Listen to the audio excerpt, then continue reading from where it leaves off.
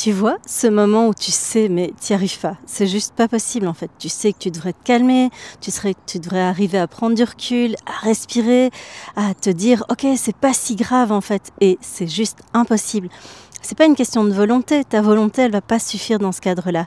C'est pas non plus une question d'intelligence. Ton intelligence, elle va être d'aucune utilité.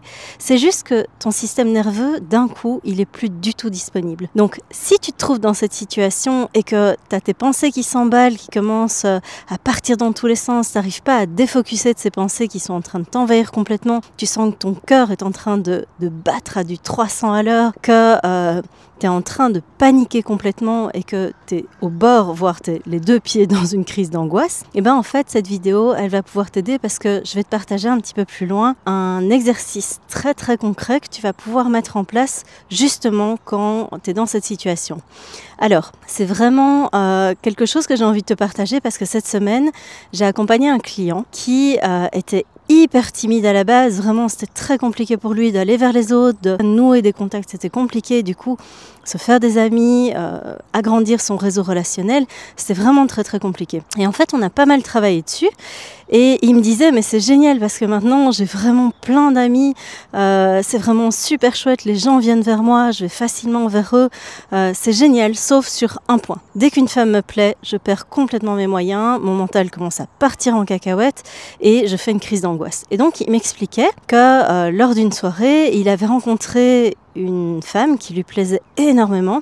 Physiquement, il la trouvait magnifique, le contact passait bien, ils avaient déjà un petit peu échangé, mais il ressentait vraiment un malaise à son contact, il n'arrivait pas avec lui-même, il n'arrivait pas à garder son calme, bref, son mental était déjà en train de commencer à paniquer et de prendre la main. Et donc en fait, ce qui s'est passé, c'est que cette personne est venue lui parler, et là, il a complètement perdu le contrôle, il a commencé à avoir du mal à respirer, il a commencé à bafouiller, à bégayer, et au plus il était là-dedans, au plus il est parti dans sa blessure d'humiliation, il a commencé à éprouver de la honte, à se dire mais moi je vais mettre cette personne mal à l'aise, tout le monde va voir que j'agis bizarrement, il commence à détourner le regard, enfin c'était la catastrophe, si bien qu'à un moment il a juste quitté la situation, il est parti, il a fui en fait, parce que c'était le seul moyen qu'il avait pour essayer de récupérer un petit peu le contrôle de ses émotions. Et il m'a dit, il m'a fallu plusieurs heures pour réussir à me calmer derrière. J'arrivais pas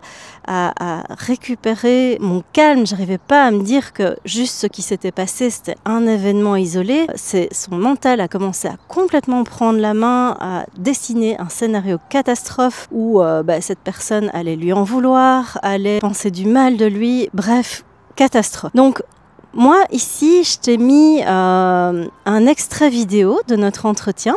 Donc j'ai retiré toutes les parties où on pouvait l'identifier parce que je garantis son anonymat. Mais tu vas pouvoir voir un exercice que je lui ai partagé dans le cas où toi aussi tu te trouves complètement sous l'emprise de ton mental, c'est-à-dire que ton mental a décidé de carjacker ton corps ne veut plus du tout réagir, et ça va être un moyen assez efficace pour récupérer le contrôle de ton système nerveux et l'apaiser, parce qu'en fait, mentalement, si tu essaies de te raisonner, tu as sûrement déjà constaté dans ton expérience à toi, ça ne fonctionne pas.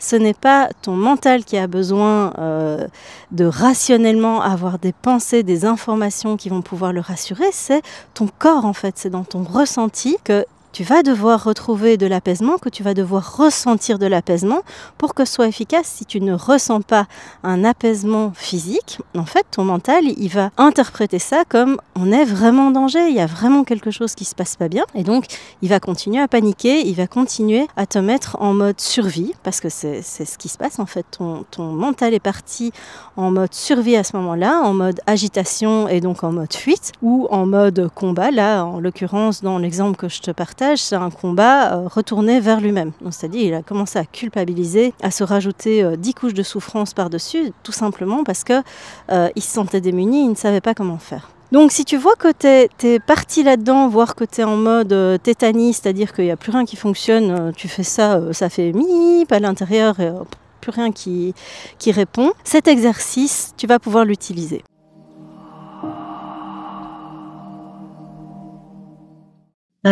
Donc, quand tu es dans un moment de panique où tu as la honte qui a pris la main, c'est la partie enfant à l'intérieur de toi qui a pris la main. Et donc, c'est un peu comme si ta partie apparemment normale, qui est la partie adulte, qui fonctionne, qui gère la logistique, qui a accès à ses capacités cognitives, etc., passe d'un coup à l'arrière-plan et c'est l'enfant qui vient en avant-scène avec tous ses fonctionnements, ses patterns, avec ses capacités de réflexion de l'époque, c'est-à-dire pas du tout en capacité de prendre du recul. Et donc, en fait, lui, il va être en mode panique totale et c'est un peu comme s'il squattait la scène.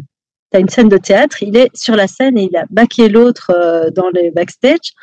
Et donc, en fait, ce qu'il faut faire à ce moment-là, c'est parce que cet enfant-là est juste en train de hurler sur scène pour qu'on continue à l'aimer et parce qu'il dit j'ai fait une erreur et en fait, on va plus m'aimer.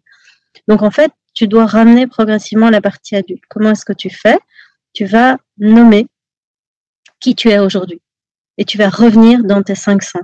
Ramène la partie adulte en disant aujourd'hui, on est en 2025, je m'appelle, je suis adulte, j'ai 57 ans, prends un objet adulte, tes clés de voiture par exemple. Un enfant ne conduit pas de voiture. Un enfant de 5 ans n'a pas de téléphone. Et donc, prends un objet et regarde l'objet comme si tu le découvrais pour la première fois, mais en me disant, ça, c'est la preuve que je suis un adulte aujourd'hui. Il va falloir des preuves à cet enfant qu'il n'est plus d'actualité, en fait. Et donc, tu vas dans le protocole, si tu veux, pour ramener ton système nerveux au calme, tu vas citer 5 choses que tu vois autour de toi, mais tu prends le temps. Donc, je vois la mer. Je vois la mer avec les vagues qui déferlent sur le sable. Et tu prends le temps de constater que la mer fait ça. Tu t'arrêtes, tu ralentis hyper fort. Parce que là, ta partie émotionnelle va faire accélérer les choses et va t'empêcher de vraiment rester dans le présent. Parce qu'elle est en panique, elle anticipe le futur sur base du passé. Donc elle se base sur des éléments passés, elle anticipe à fond le futur et elle fait des espèces d'allers-retours comme ça, mais en mode ultra frénétique. Et donc toi, l'adulte, tu vas revenir dans le présent en disant hey, regarde, là il y a la mer devant nous, là il y a du sable, j'ai mes pieds sur le sable, je sens le sable sous mes pieds, je peux les bouger et en fait ici, je suis en sécurité. Et tu vas te répéter ces phrases, ici je suis en sécurité et là maintenant tout va bien. Là, maintenant, tout va bien. Je suis en sécurité. Je suis adulte. Et tu répètes encore et encore jusqu'à ce que tu sens que c'est en train de descendre parce que la partie enfant va se dire, ah ouais, en fait, ça va. Là, je suis en sécurité. Donc, ici et maintenant, je suis en sécurité. Tu continues à citer tes 5 choses que tu vois. Et tu prends vraiment le temps. Ensuite, ça va être 3 choses que tu entends autour de toi. Le bruit des mouettes, le bruit du vent, peut-être les feuilles qui s'agitent dans les arbres ou une voiture qui passe ou des gens qui parlent ou n'importe quoi. Mais tu écoutes, tu te concentres sur ce centre-là.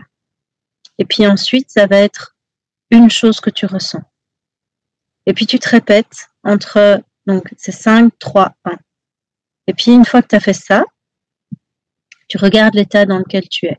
Tu respires profondément et ce que tu peux faire, c'est rajouter un exercice de respiration. Tu vas faire 3 grands soupirs. Tu fais et tu peux dire je lâche ma honte. Elle n'a pas lieu d'être là, tout va bien. Je suis en sécurité. Tu vois? Et tu ralentis, tu souffles.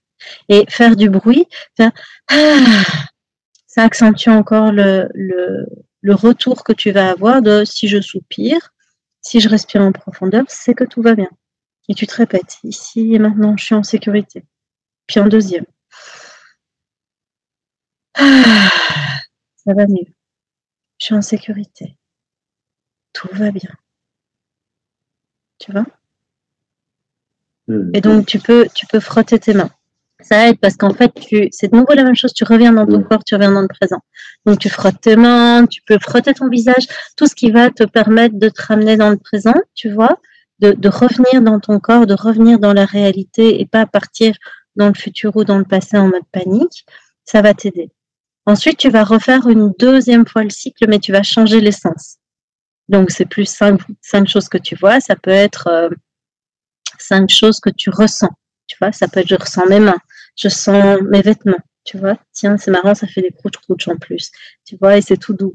Et puis, tu cites les trucs, tu touches, tu reviens. Et puis, tu peux tout doucement, à la place des respirations, à la fin de ton deuxième cycle, donc 5 choses que tu touches, 3 choses que tu, je sais pas, que tu entends. Donc, ça, on avait déjà dit, 3 choses que tu vois.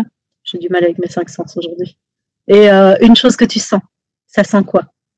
Tu vois? Et puis, ensuite, tu te lèves doucement et tu fais des petits mouvements pour dire je suis dans mon corps et tout va bien.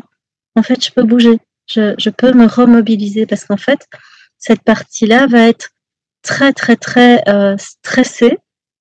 Elle va complètement paniquer en se disant je suis figée, je ne peux pas bouger en fait.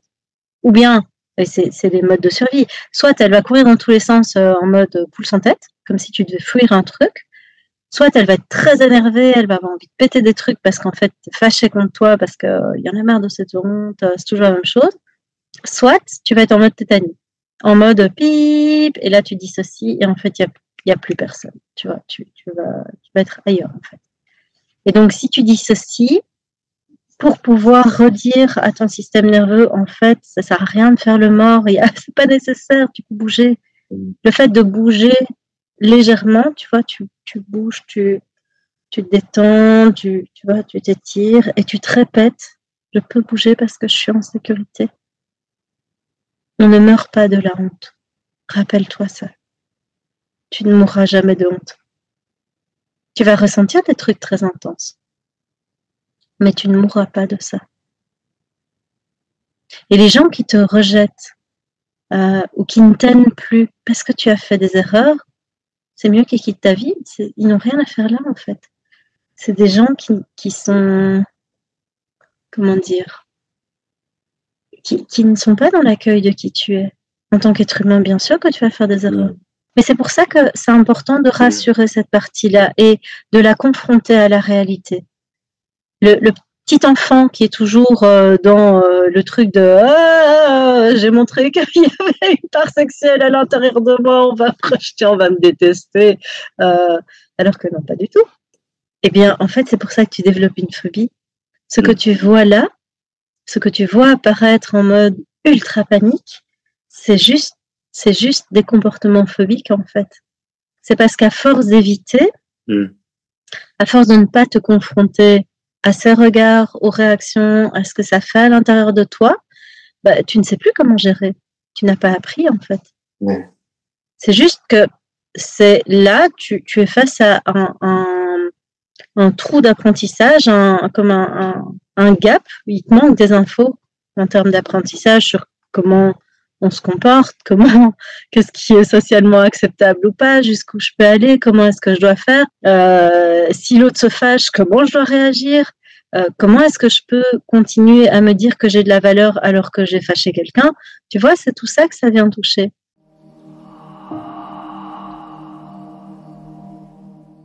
Alors, petite précision par rapport à l'exercice. Cet exercice-là fonctionne bien quand c'est ton mental qui a la main et quand tes pensées commencent à s'emballer comme je te le disais. Ça va pas être un exercice qui va être utile dans le cas où tu te trouves dans une relation, par exemple, où tu as une personne qui est systématiquement en train d'appuyer sur tous les déclencheurs émotionnels qui vont bien. Tu vas pas pouvoir t'en sortir. Attends, je vais sortir du champ. Ça va pas fonctionner parce que ton système nerveux va vraiment avoir besoin d'un endroit, d'un espace, d'un moment où il n'est pas sollicité. Et donc, ça pourrait temporairement calmer un petit peu les choses, mais si tu te trouves dans une relation avec une personne qui systématiquement appuie sur tes déclencheurs, n'entend pas tes besoins, n'entend pas tes limites, voire les utilise contre toi, l'idée c'est d'abord de passer à l'action. Donc toutes les situations où tu vas te retrouver dans des situations, par exemple au boulot, admettons, tu es dans une réunion et ton boss ou un collègue pas super bien intentionné est en train de te charger à fond, bah cet exercice-là, il va pouvoir t'aider à t'apaiser une fois que tu seras complètement sorti de la situation. Et donc en fait, ça va te demander en parallèle de cet exercice, qui n'est pas magique, c'est juste un exercice temporaire pour retrouver de l'apaisement, retrouver du calme, mais ça va te demander des réelles actions pour faire bouger les choses.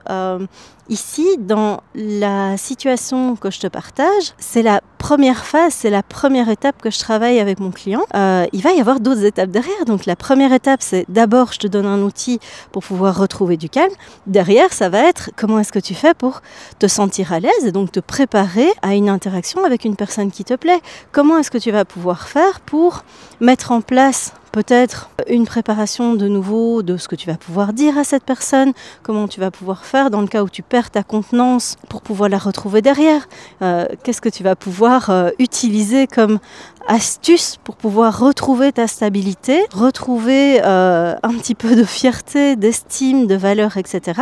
Donc tu vois qu'ici c'est juste un morceau, c'est une phase. Je te partage cet outil pour que tu puisses déjà avoir quelque chose qui va t'apaiser assez rapidement et va te permettre d'éviter, d'interrompre en tout cas le cycle qui est en train de se mettre en place, qui est je perds le contrôle, je me sens ridicule, j'augmente mon sentiment de honte, donc ma blessure d'humiliation est en train de flamber, mon estime de moi se crache. Et donc en fait cet exercice-là a pour but d'interrompre ce cycle-là pour que tu puisses le plus rapidement possible derrière récupérer ta capacité de réflexion, récupérer ta capacité à passer à l'action et que tu puisses mettre des choses en place pour te sentir mieux dans les situations que tu traverses. Voilà, j'espère que cette vidéo t'a aidé. Dis-moi dans les commentaires quelles sont les situations dans lesquelles tu t'es dit récemment ou moins récemment « je sais ce que je dois faire, mais j'y arrive juste pas en fait ». C'est vraiment insupportable. Je ne sais pas pourquoi cette situation me déclenche, mais elle me déclenche. N'hésite pas à me partager ça dans les commentaires, ça m'intéresse toujours d'avoir des retours d'expérience. Si ça t'intéresse d'avoir des outils pour justement t'apaiser dans ces moments de perte complète de contrôle, reste bien sur cette chaîne, suis ce qui se passe dans les prochaines semaines parce que je vais te parler du programme que je suis en train de composer actuellement et donc ça va te donner d'autres outils. Je te reviens très vite avec une nouvelle vidéo. Ciao!